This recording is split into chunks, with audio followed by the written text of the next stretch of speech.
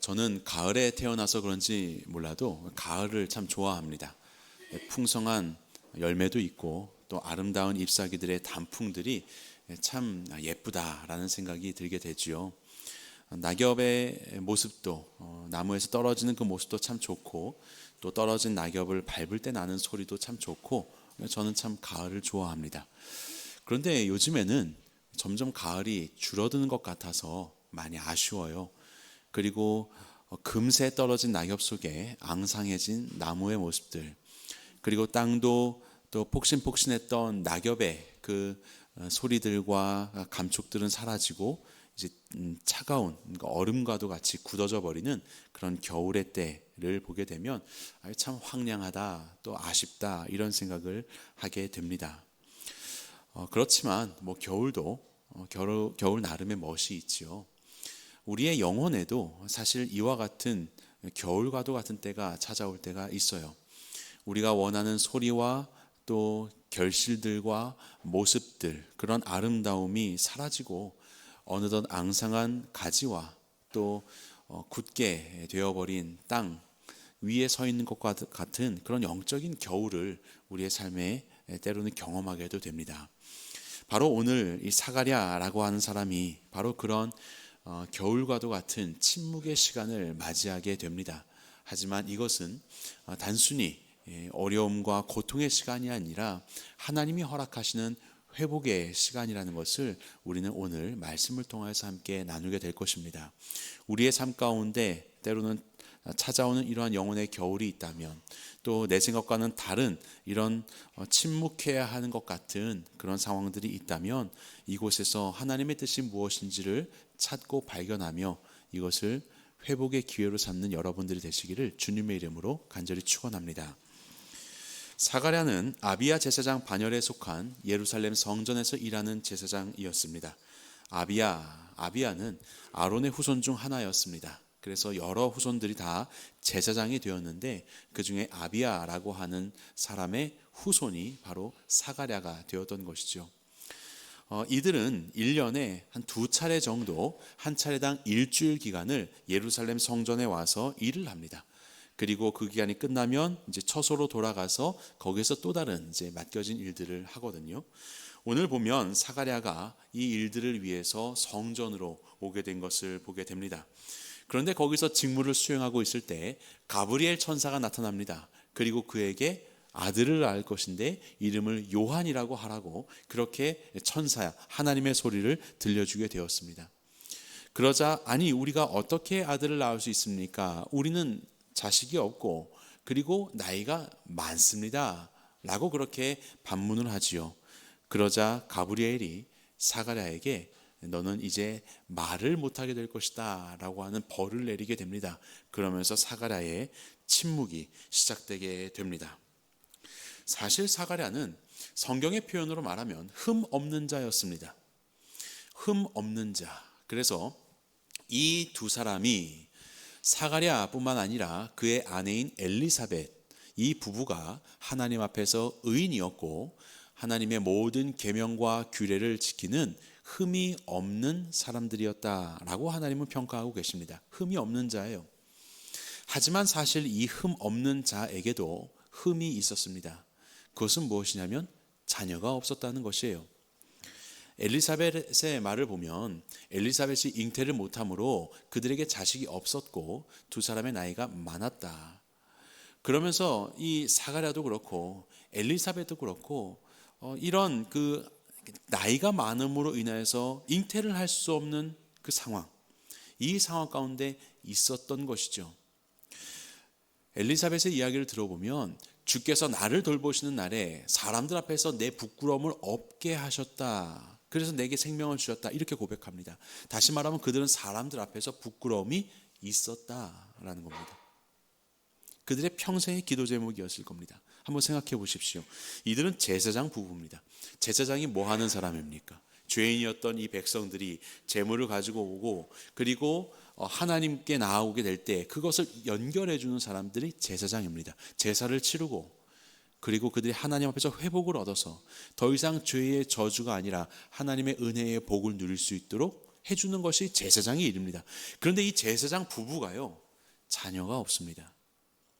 물론 오늘날에는 우리가 이것을 잘 이해하고 있지만 당시 유대 문화만 해도요, 자녀가 없다는 것은 저주의 상징이었습니다. 하나님께 그들이 무언가 큰 잘못을 했든 혹은 그 조상들이 뭔가 잘못을 했든 그것이 해결되지 않아서 그 저주로 인하여서 생명을 잉태하지 못한다라고 그들은 이해하고 있었습니다. 성경 어디에도 그런 구절은 없지만 그들은 그렇게 생각을 했었어요. 그래서 제사장인데, 하나님과 백성들을 연결하고 회복시키는 제사장인데 그들에게 평생토록 자녀가 없었다? 아마 사람들이 무엇이라고 수군거렸을까요? 뭔가 죄가 있겠지? 자기 죄도 해결하지 못해서 저주 아래서 지금도 살아가면서 무슨 제사장 일을 하겠다는 건가? 아마 이런 일들이 있었을까? 그래서 사람들 앞에 엘리사벳은 내가 지금까지 부끄러움 가운데 살았다라고 그렇게 고백한 것이 아니었을까라는 생각이 듭니다. 이들은 기도했습니다. 여러분도 성경책의 13절을 보시게 되면 사가랴여 무서워하지 말라 너의 간구함이 들린지라. 늘 기도해 왔었던 여러 제목 중에 아마 그 자녀에 대한 기도 제목들이 있었던 것 같습니다. 내 간구함이 들렸고 내게 아들을 낳아주리니 이름을 요한이라 하라.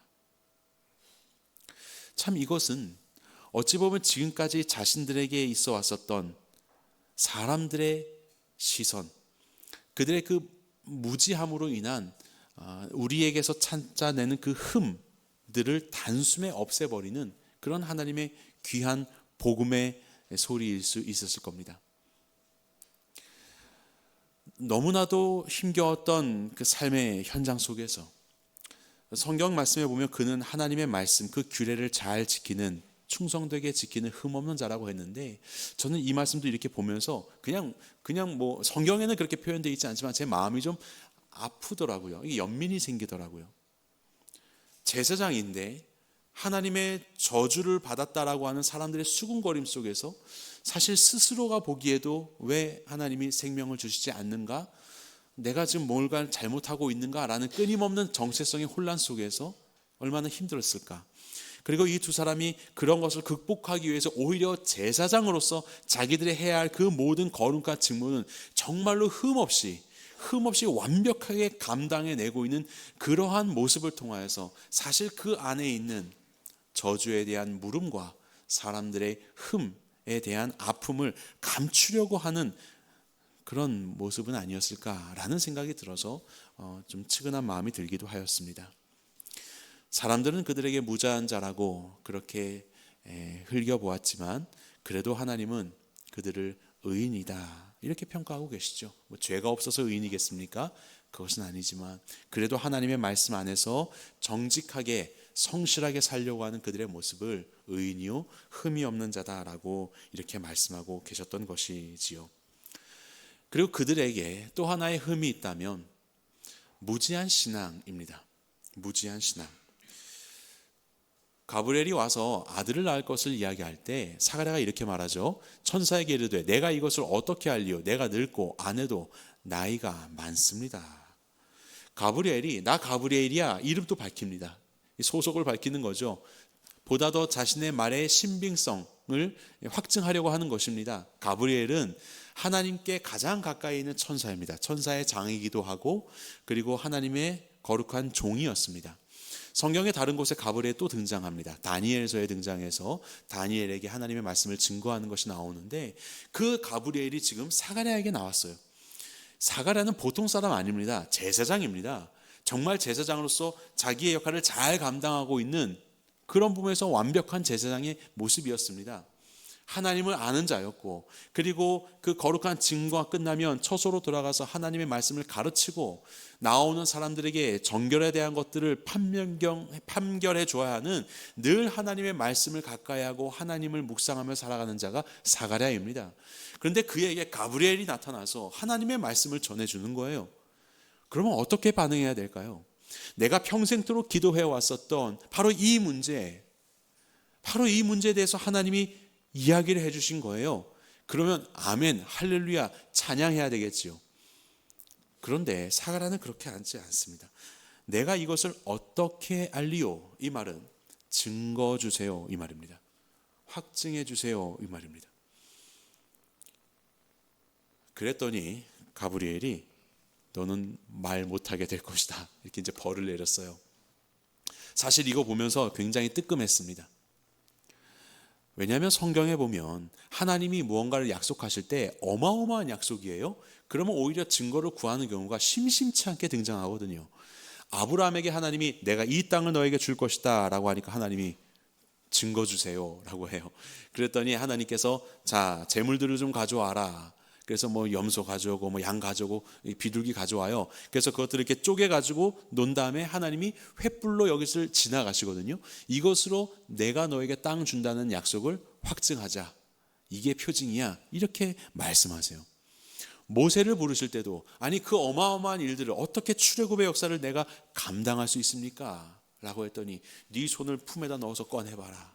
뭐 그러니까 손이 막 망가져 있는 거죠. 그리고 다시 해보니까 뭐 나아 있고 여러 가지 그런 표징으로 하나님은 당신의 뜻을 나타내셨어요. 기드온도 어떻습니까? 나를 부르신다고요? 나 너무 두려운데요. 양털이 젖게 하는 기적, 양털만 안 젖고 주변이 젖게 하는 기적, 연거푸 이것을 요구했고 하나님은 확증하셨어요. 이런 걸 봤을 때 사가랴가 드디어 너의 그 꿈이 이루어진다. 너에게 자녀가 있게 될 것이다 라고 하면 확증이 있습니까? 라고 물어볼 수도 있잖아요. 믿음의 조상도 그렇게 했는데요. 그런데 여기에는 하나님께서 가브리엘을 통해 벌을 내리시는 것을 보게 됩니다. 이 부분에서 참 이거 깜짝 놀라운 일이다 라고 하면서 참 무섭다는 생각도 들었어요. 그러고 보니까 아브라함, 모세, 기드온 저마다의 그 형편과 상황 속에서 그렇게 하나님이 인도해 가셨어요. 이제 제사장 사가랴는 이 모든 이야기를 아는 사람이에요. 이 모든 이야기를 아는 사람이에요. 그리고 이제 제사장이에요. 기드온과는 또 다른. 그렇다면 이제 하나님이 말씀하시면 아멘 해야 되는 거 아닙니까? 이것을 학습의 효과라고 하잖아요. 도대체 몇 번을 보여줘야 되는 겁니까? 그러고 보니까 우리들은 어떻습니까?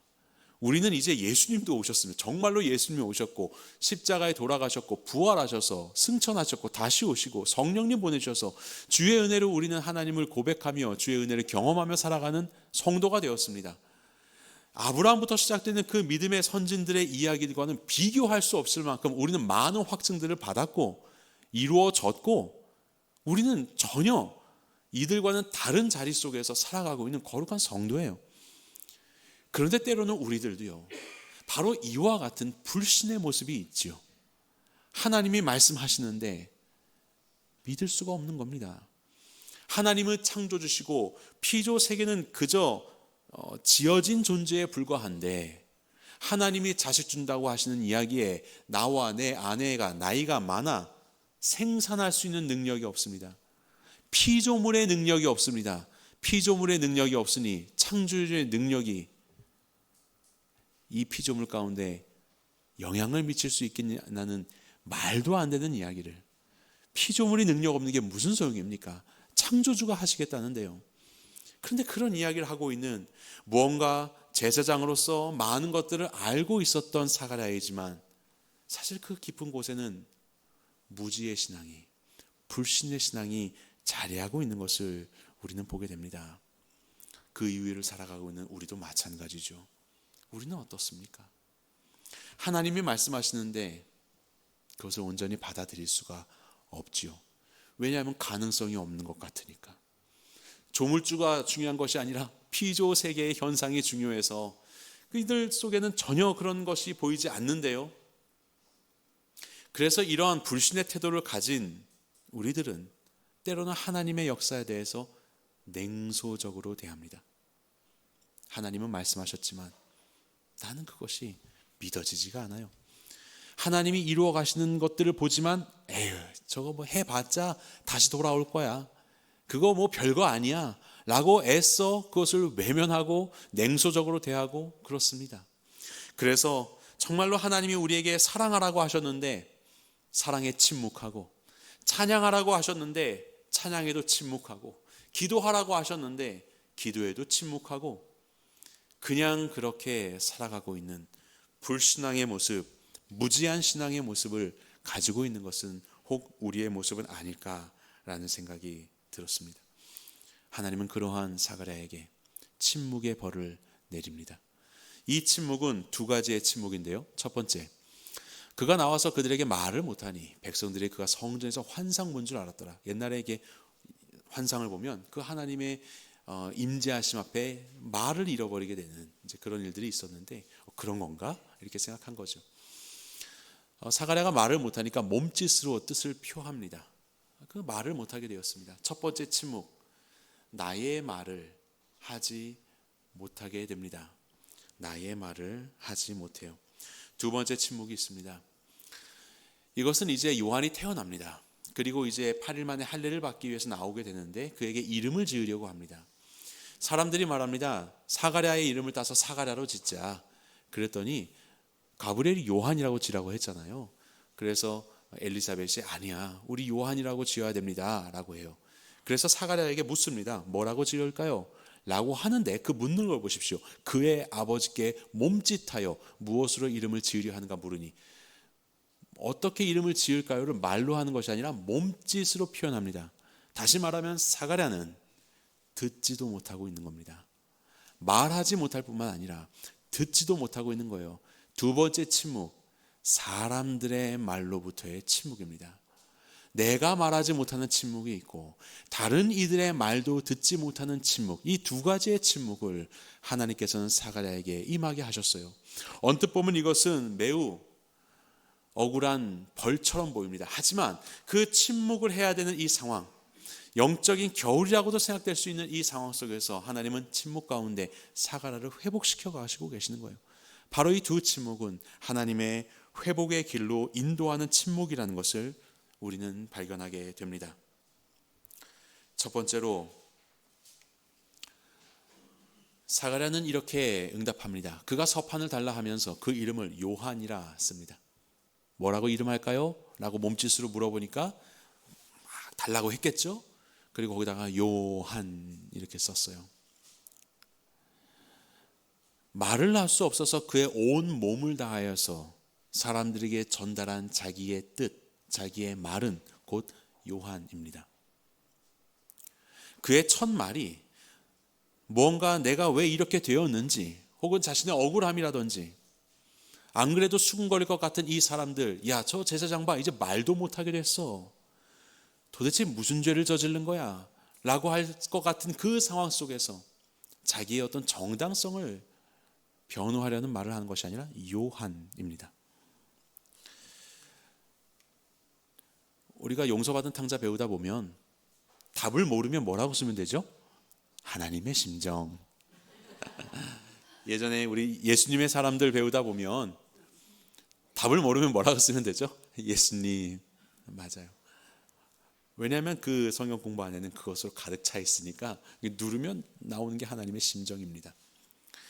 저희 아이들이 가끔씩 학교 갔다가 와가지고 저한테 이런 말을 합니다. 선생님 이렇게 얘기해요. 할머니랑 신나게 시간을 보내다가 할머니 가시고 나서 저한테 아이들이 와서 얘기합니다. 할머니라고 얘기해요. 왜 저한테 선생님 할머니 얘기하는 거죠? 그들의 입과 그들의 마음속에 하루 종일 불렀던 그 말이 차 있는 거예요. 그래서 저를 보고서도 할머니라고 부르고 있는 것입니다. 그 안에 무엇이 차 있는가?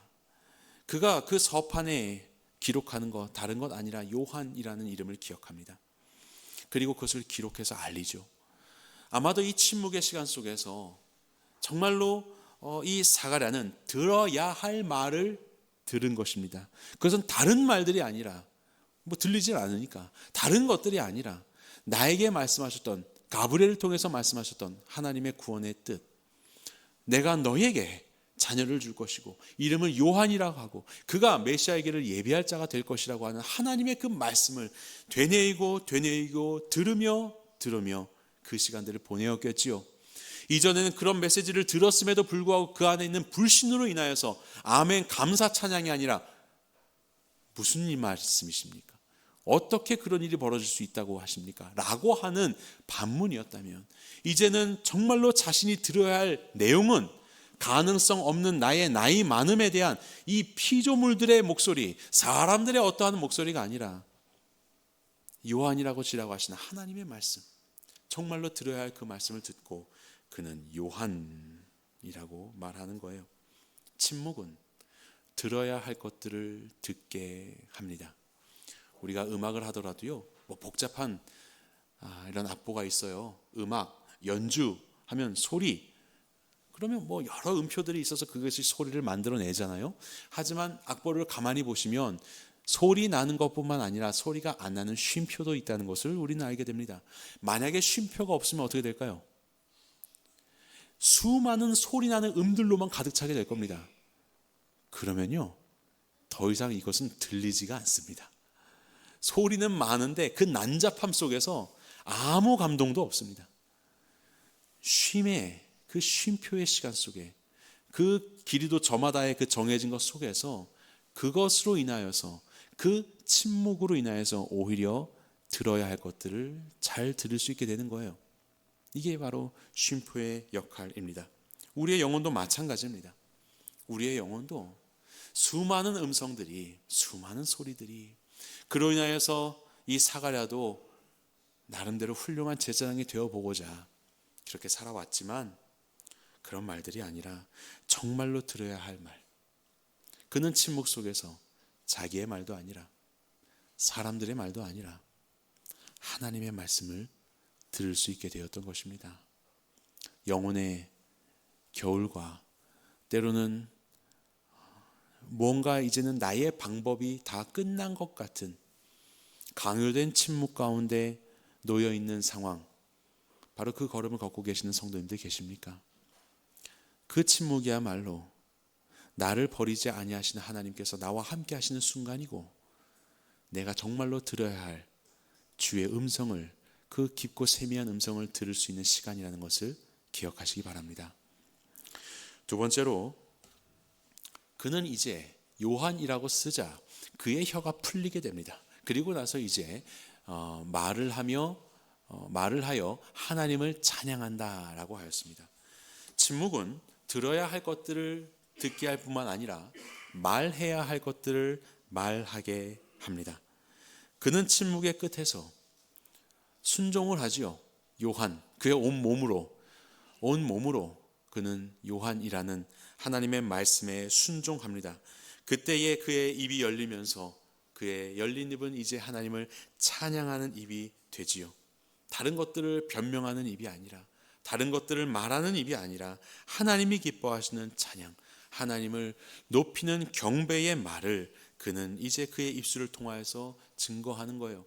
바로 이와 같이 침묵은 정말로 말해야 할 것들을 준비하는 시간이기도 합니다. 제가 겨울철 땅 이야기를 했죠. 아유, 딱딱하고 춥고 황량하기 그지없다라고 말씀드렸죠. 하지만 겨울철에 땅이 있어야 봄에 싹 틔울 수 있는 땅이 준비가 됩니다. 많은 생물들이 살아가는 이 땅 안에서 차디찬 겨울이 오게 되면 때로는 이 안에 많은 미생물들이 있거든요. 그러면 어느 정도 균형을 잡고 살아가다가 이게 균형을 잃어버려요. 그래서 어떤 한 종이 막 이만해지고 어떤 것들은 그에 밀려서 또 움츠러들고 이렇게 과활성이 되고 한쪽은 이렇게 쭈그러드는 이런 이제 불균형이 생기기 시작하는 거죠. 그러다 겨울철이 오게 되면 이제 균형이 맞아집니다. 과한 것들이 줄어들어요. 죽기도 합니다. 그래서 이 생명체들이 죽으면 그 자체로 유기물이 돼가지고 비료처럼 영양분이 되는 거죠. 그러면서 움츠러든 것은 다시 좀 일어날 수 있는 여유가 생기고, 과했던 것은 줄어들면서 땅 안에 여러 토양의 미생물들의 균형을 잡게 됩니다. 영양소들도 균형을 잡게 되는 것이죠. 그리고 딱딱하지만 사실 그 위에 내려진 이 얼음과도 같은 차가운 눈으로 인해서 땅은 서서히 갈라지죠. 그리고 갈라진 틈으로 물이 들어가고 얼고 녹으며 또 갈라지고 또 물이 들어가서 저 깊숙한 곳까지 수분이 다 흘러 들어가게 하는, 어떤 누구도 이 수분을 빨아들일 뿌리가 없으니 다 들어가는 거죠, 곳곳으로. 그러다가 이제 시간이 흘러서 봄이 되게 되면 모든 것이 준비된 이 침묵의 땅이었던 이 겨울의 동토가 녹으면서 생명의 씨앗이 움트기 시작하는 겁니다. 풍성하게 나타나기 시작하는 거죠. 바로 이것이 침묵의 시간이에요.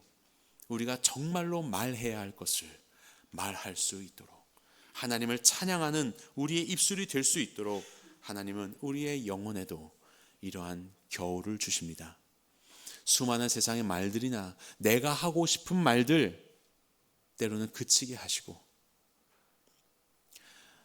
그 조용한 순간 속에 내 안에 힘없이 감추어 있었던 하나님의 음성들이 다시 들릴 수 있는 그 시간들로, 그리고 메마른 우리의 마음이 녹아지고 하나님의 말씀이 저 깊은 곳까지 스며들 수 있도록 하나님은 때로 우리에게 영혼의 겨울을 허락하시는 것이에요. 사가랴는 이렇게 찬양합니다. 같이 읽어볼까요? 시작. 이는 우리 하나님의 긍휼로 인함이라. 이로써 돋는 해가 위로부터 우리에게 임하여 어둠과 죽음의 그늘에 앉은 자에게 비치고 우리 발을 평강의 길로 인도하시리로다. 아멘. 바로 이렇게 하나님은 어두운 가운데 있었던 나에게, 정말로 어두운 가운데 있었던 나에게 찾아오셔서 빛을 비춰주셨다. 제사장, 성전 안에 있는 그 거룩한 촛대의 불빛, 하지만 그럼에도 불구하고 내 마음속 깊은 곳에 있었던 그 모든 어두움들, 이것을 아시는 주님께서 찾아오셔서 그 모든 어둠 가운데 참된 빛을 비춰주시고, 바로 이와 같은 찬양으로 하나님을 높이며 하나님을 만나며 증거하는 사가랴 제사장으로 하나님께서는 이 부부를 사랑하시고 이렇게 인도하셨던 것이에요.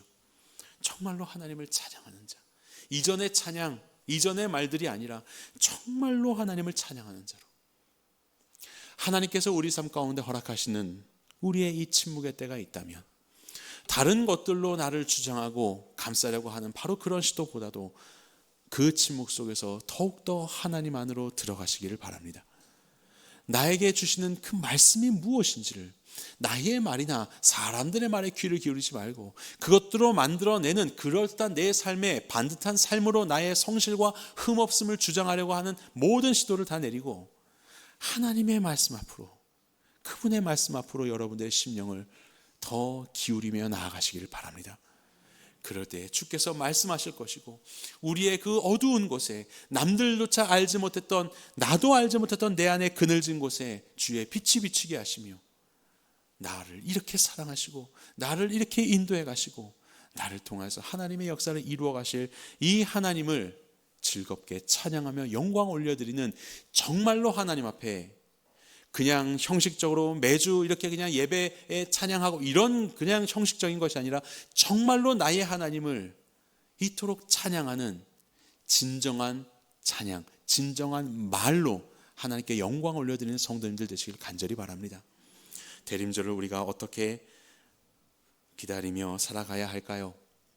사가랴의 침묵에서 침묵을 배웁니다. 그냥 목적 없이 침묵하는 것이 아니라 더 하나님의 말씀과 하나님의 심정에 집중하는 침묵. 그래서 이 대림절은 세상에는 대림절 연말이다 보니까 얼마나 시끌벅적합니까? 모임도 많고 나가기만 하면 여러 음악들이 흥겁게 울려 퍼지고 정말 많은 것들이 북적북적합니다. 하지만 그 속에서 때로는 침묵 가운데 세상에, 그리고 나의 모든 음성들을 잠시 좀 멈추고 깊은 하나님과의 관계 가운데 나아가는 그런 대림절이 되기를 바랍니다. 그 속에서 하나님의 소리를 듣는, 하나님의 뜻을 듣는 시간이 되길 간절히 바랍니다. 그리고 여기에 덧붙여 순종하시는 대림절 되었으면 좋겠어요. 그렇게 주께서 말씀하실 때 온몸을 다해서 요한이라고 그렇게 내가 주의 음성을 들었습니다, 그리고 그것을 인정합니다 라고 하는 그 순종을 표현하였던 사가랴처럼 작지만 하나님이 주신 그 말씀에 순종해서 바로 그 하나의 순종을 이루어가는 대림절이 되기를 바랍니다. 이것이 어떤 사람들과의 관계 속에서 여러분들의 마음의 태도일 수도 있겠고요, 혹은 하나님과의 관계 속에서 내가 끊어야 할 어떤 작은 죄의 문제일 수도 있겠지요. 바로 그것이 무엇이든 그 작은 하나의 순종을 통하여서 이 대림절 기간 정말 하나님을 인정해 드리는 시간들이 되었으면 좋겠습니다. 그리고 그 순종으로 인하여 하나님을 찬양하는, 그리고 이렇게 우리를 인도하시고 우리를 통해서 영광 받으시는 하나님을 기뻐하는 바로 그런 찬양으로 이 대림절 하나님 앞에 우리가 정말로 말해야 할, 올려드려야 할 우리의 고백을 하나님 앞에 올려드리는 그러한 대림절로 지나시는 성도님들 되시기를 주님의 이름으로 간절히 축원합니다.